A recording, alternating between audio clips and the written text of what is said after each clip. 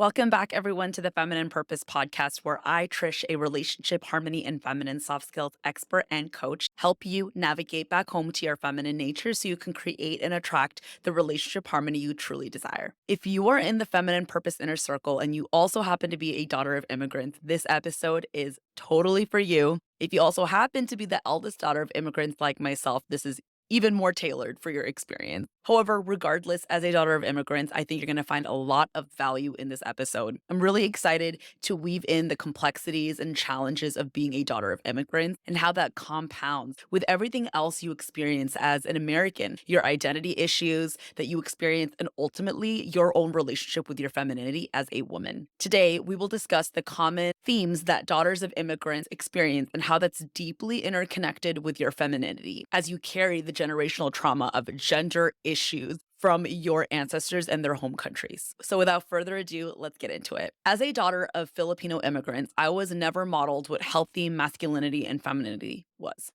Simply because my parents were just too busy trying to survive and adapt to a whole ass country that operates completely different than their own home country, the Philippines. Add that to their existing traumas that they've never had an opportunity to fully explore, reflect upon, and prioritize on healing. And it's no wonder that us daughters of immigrants feel such a disconnect to womanhood overall. Majority of immigrants who are not wealthy or affluent will be operating in a survival mode. They do not have the luxury nor the privilege to be concerned with matters of health and healing. It just simply isn't even on their minds. They are busy trying to lay down the foundational groundwork for what many of their fellow American peers have had for multiple generations. They don't have educational degrees. They don't speak fluent English. They have to work harder than everyone else in order to get a little piece of the pie of what other Americans have had for generations. All of this is modeled behavior that will directly impact their children's worldview. Therefore, as the eldest daughter of immigrants, my worldview very much consisted of this narrative that I must do whatever I have been modeled to survive. Ladies, a lot of us have learned different coping mechanisms and defense mechanisms from our childhood.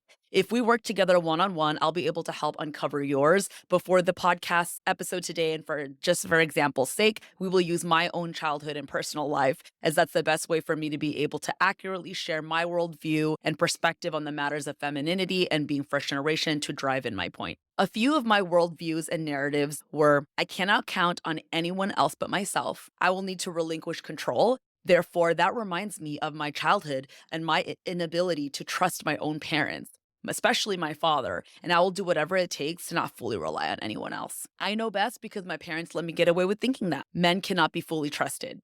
As the eldest daughter, I have no choice but to be in charge. Being in charge makes me feel fulfilled and purposeful. If I am not in charge, then who the fuck am I? The last one right there really hits home for me, and I get emotional thinking about it because the majority of my life, I really thought all of those beliefs, and I don't believe that they were conscious thoughts. They were subconscious thoughts ingrained in my being, but I no longer identify with those narratives anymore. At the core, I can finally say I no longer believe that hyper independence, boss bitch energy, being a constant doer, needing to always be in control, being strong 24/7, those things are no longer my purpose and identity.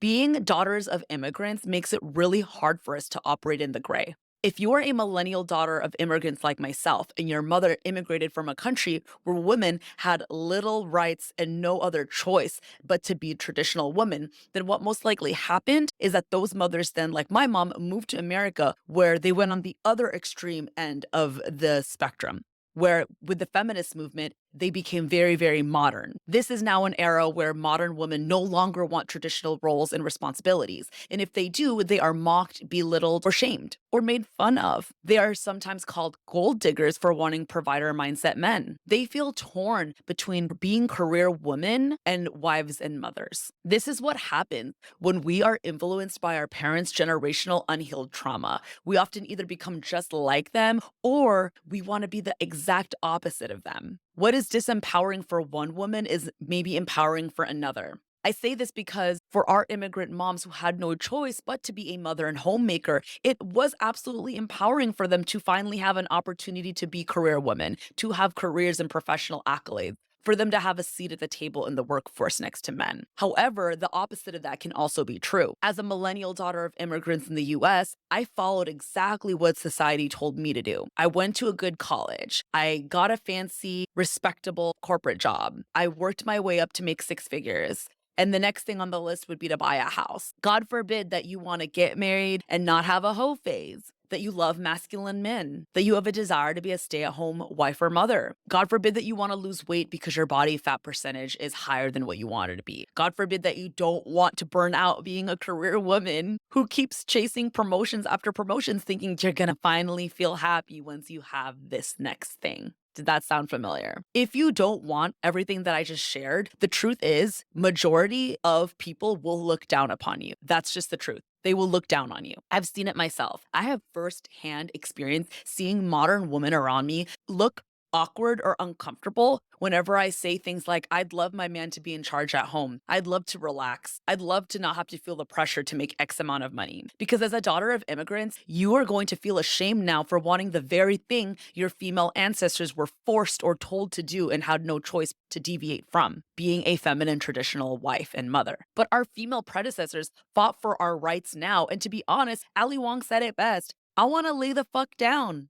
What's wrong with that? I want to honor my hormonal makeup. I want to honor my time of the month. I want to honor my femininity. I want to be at peace. What is so fucking wrong with that? To deny ourselves that, I would argue, is the opposite of what our female ancestors would have wanted for us. If they knew that with this modern wave of feminism and equal rights and opportunities, that meant we'd have to, by default, betray our birthright as women to be mothers, wives, and lovers, and instead exchange that for hoe phases that come with minimal to no orgasms from one night stands, miscarriages or even worse, telling yourself that you don't want children majority of your youth, and then you get to a certain age, you work so hard, you finally feel like you can afford it, and then you have to do things like IVF or get a surrogate, or even worse, none of those happen for you because you can't afford it, period. You spend six figures on a housekeeper and a nanny so you can afford your $2 million home and your fully loaded Tessie. You have a sexless marriage and you're closer to your vibrator than your husband. I think they'd be very disappointed in what womanhood has morphed into.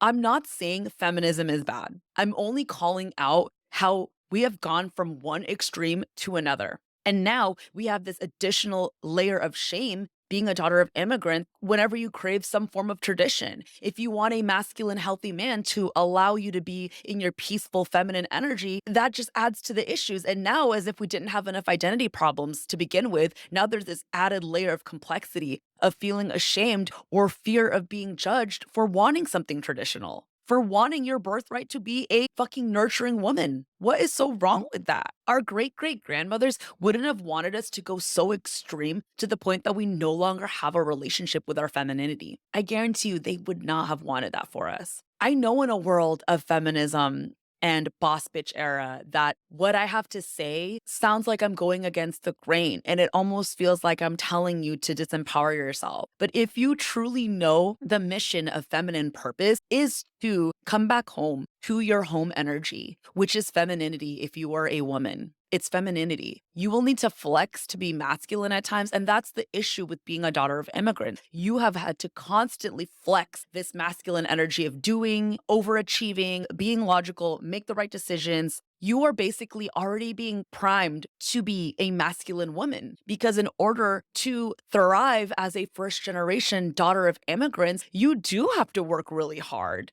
And if you don't win. If you don't work hard, you're thought of as stupid, useless, or even worse, you're just passive. You feel very conflicted because there's very polar opposite messages that are being told to you. There's this one side where you shouldn't be traditional because that means weak. If you want something traditional, it's like you're an ungrateful bitch. You're being ungrateful to all of the previous generations of women that have had to fight for your rights. So you feel this pressure. So really what we've done is moved women from the stereotype and pressure of being a traditional woman to now the stereotype and pressure of being a modern day boss bitch. But what about most of us women who want to just live in the gray? Who know that in order to be happy and to live a fulfilled, purposeful life as a woman, you're going to have to balance both. So when we discuss being a daughter of immigrants, being a hyper independent woman who wants to become more feminine and become feminine on purpose, it's not saying that you're never going to have masculine energy and masculine traits.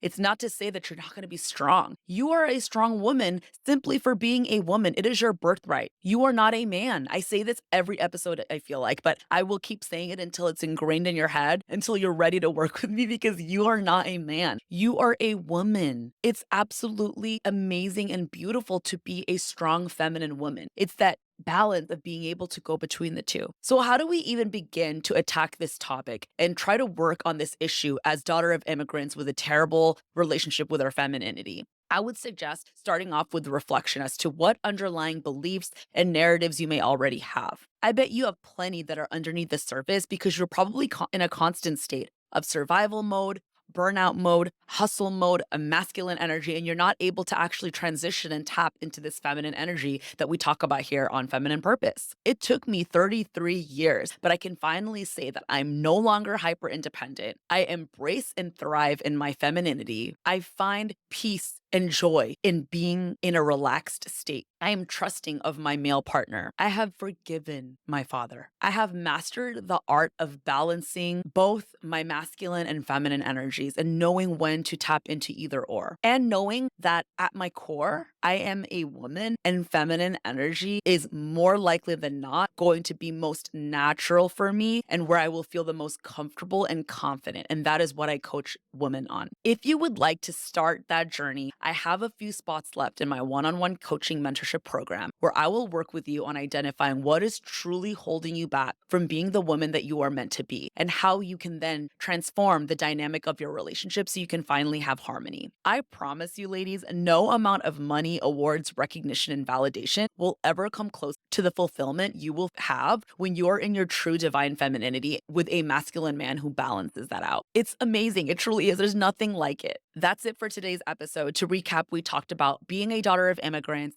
survival mode, and how we pass down generational trauma, and how that deeply relates to the challenges that we face as women when it comes to being in our feminine energy. I will catch you all in the next episode.